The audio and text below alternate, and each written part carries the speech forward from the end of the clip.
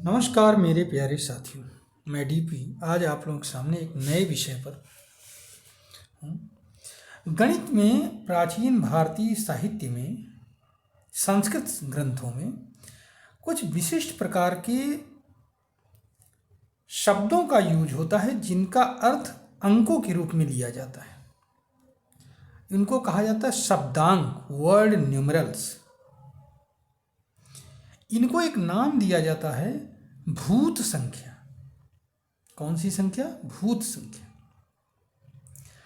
ऐसी बात थी कि गणित और ज्योतिष पर जो हमारे यहाँ पुस्तकें लिखी गई, किताबें लिखी गई, वो संस्कृत में थी। पुरानी प्राचीन भारतीय पुस्तकें संस्कृत में थी और ये संस्कृत ग्रंथ इसको सरस बनाने के लिए पद्य में लिखा गया।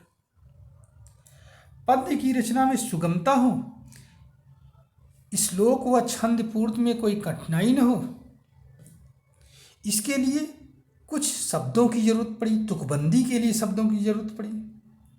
इसको पूरा करने के लिए शब्दांक या वर्ड न्यूमरल्स अर्थात शब्दों का प्रयोग अंकों की तरह किया गया। इसे ही इस तरह से जिन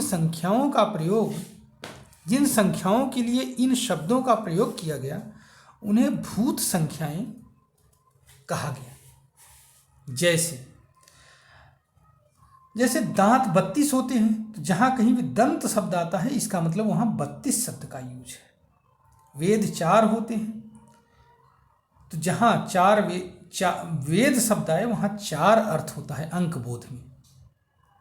ठीक है, तो इस तरह के अंक बोधक शब्दों या उनके समूहों को ही भूत संख्या कहते हैं। ठीक है, ये कोई भूत प्रेत से संबंधित नहीं।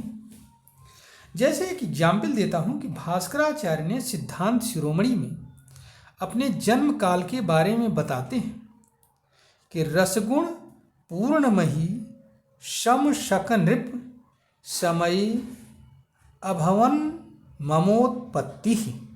इसका मतलब क्या हुआ? रस माने 6, गुण माने 3, पूर्ण हर्ष में 0 के लिए प्रयोग किया जाता है। मही माने 1, और इससे जो शब्द आया वो आया 1036 अर्थात शक संवत शक नृप। देखो सम शक नृप है इसमें, सम शक नृप अर्थात शक संवत 1036 में मेरा जन्म हुआ और इसके आधार पर उनका जन्म काल 1114 ईस्वी माना गया। ठीक है। इस तरह से संस्कृत में अंकों को शब्दों के रूप में रिप्रेजेंट किया जाता था, प्रयुक्त किया जाता था।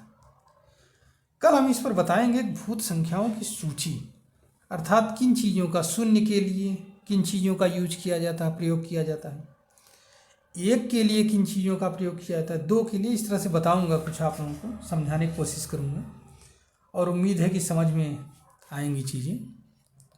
धन्यवाद, नमस्कार।